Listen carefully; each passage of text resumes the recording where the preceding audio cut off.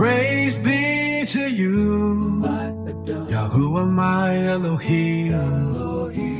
Praise be to your Son, Yahushua my Messiah. I come at your feet in the name of your Son. Thank you for the knowledge you pour unto me, and thank you for breaking all the shackle that was bound on my face. Yahuwah, you are the only true living God. Indeed. Thank you for your Yahusha, whom you truly love. You are Elohim, the Elohim of the Yahudim. Shalom, family. I am your brother Pierre Ligi, coming to you from the tribe of Yehuda. If you're tuning in for the first time, welcome to The Remnant Awakens, where we dig deep and we challenge the lies we were taught. Today, we're diving into something that gets a lot of people confused. And honestly, it's been twisted so many times. Who are the 144,000? Let's get into it. All right, so let's just open the book to Revelation, to chapter 7, verse 4 to 8. It lays it out plain, but somehow folks still get it twisted. It says, "And I heard the number of them which were sealed, and there were sealed 144,000 of all the tribes of the children of Yasharel." And then it goes on, naming the tribes: Yehuda, Reuven, Gad, Asher, Naphtali, Menashe, Shimon, Levi, Yisachar, Zebulun, Yosef, and Binyamin.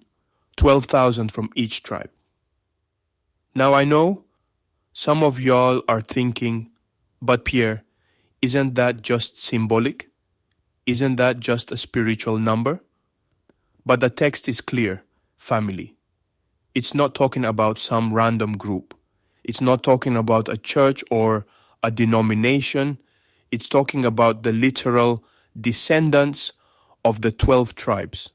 And look, if you've been following this podcast, you know we already broke down in the episode The Nations After the Flood, how the nations after the flood came from Shem, Ham, and Japheth, and how the Hebrews are from Shem.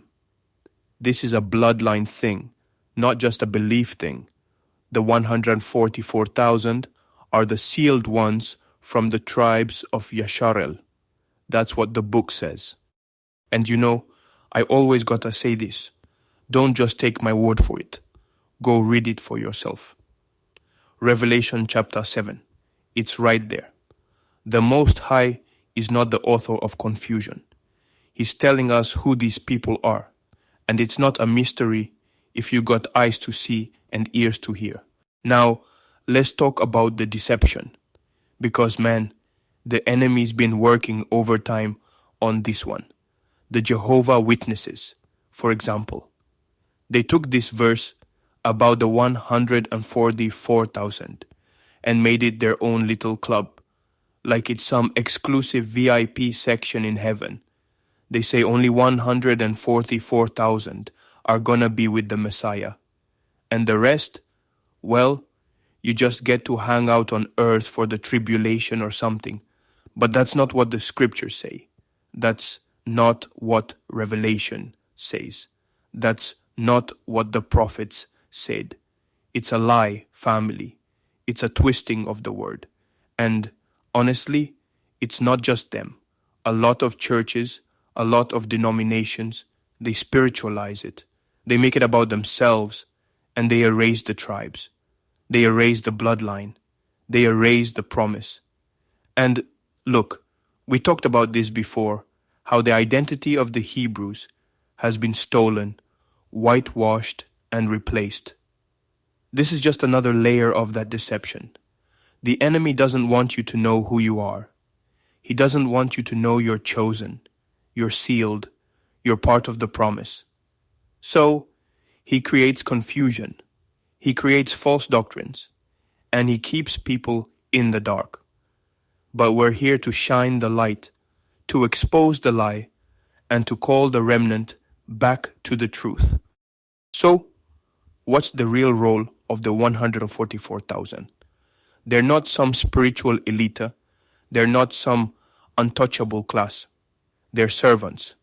They're the ones sealed by Yahweh for a purpose.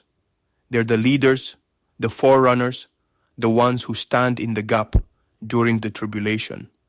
They're called to lead the people, to guide the remnant, to proclaim the truth in the face of persecution. And, it's not about pride. It's not about status. It's about service. It's about obedience. It's about being set apart for the Most High's work.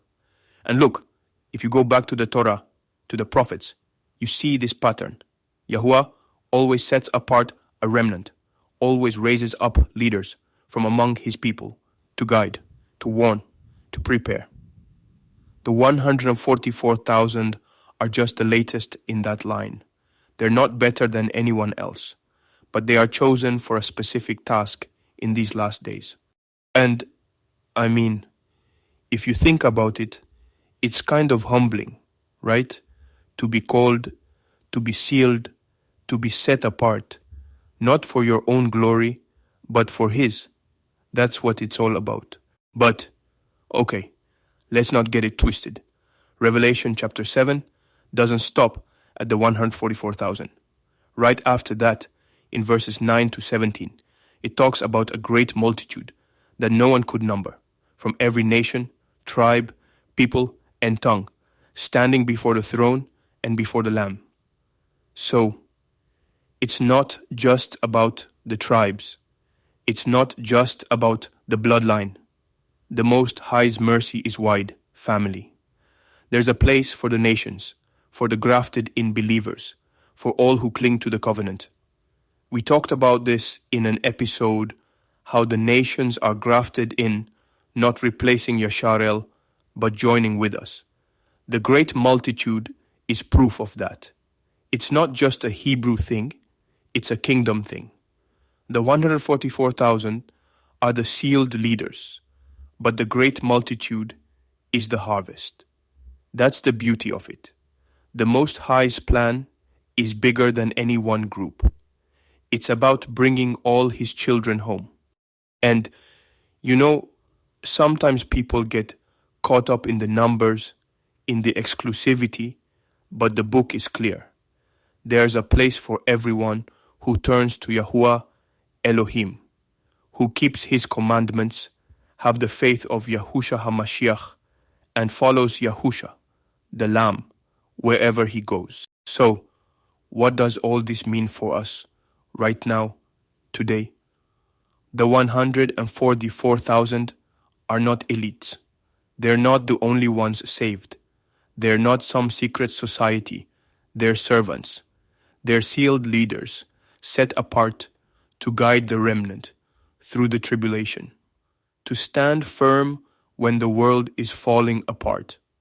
But the invitation is open to all, to be part of the great multitude, to be part of the kingdom, to be part of the awakening. It's not about bloodline alone. It's about obedience, about faith, about clinging to the covenant. And look, I know some of this might be new, it might be challenging, but that's what we're here for, to dig, to wrestle, to awaken. So, family, stay vigilant, stay humble, stay in the Word. The second Exodus is coming, the King is returning, and the remnant is rising. If you are new here, binge watch all my videos to grow in truth. Subscribe, turn on your bell notification, and engage in the community, post, and in the videos, comment. That's all for today, family. I am Pierre Ligi, your brother from the tribe of Yehuda, and this is The Remnant Awakens. If this message opened your eyes, don't keep it to yourself. Like this video, subscribe for more bold truth, and comment below with what stood out to you the most. And if you know someone still caught in this 144,000 deception, share this episode with them. Until next time, Shalom. See you all on the next episode.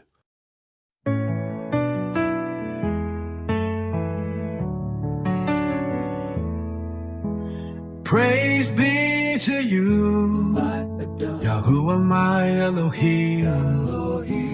Praise be to your Son, Yahushua my Messiah. I come at your feet in the name of your Son. Thank you for the knowledge you pour unto me, and thank you for breaking all the shackle that was bound on my face. Yahuwah, you are the only true living God. Indeed. Thank you for your Yahusha, whom you truly love. You are Elohim, the Elohim of the Yahweh.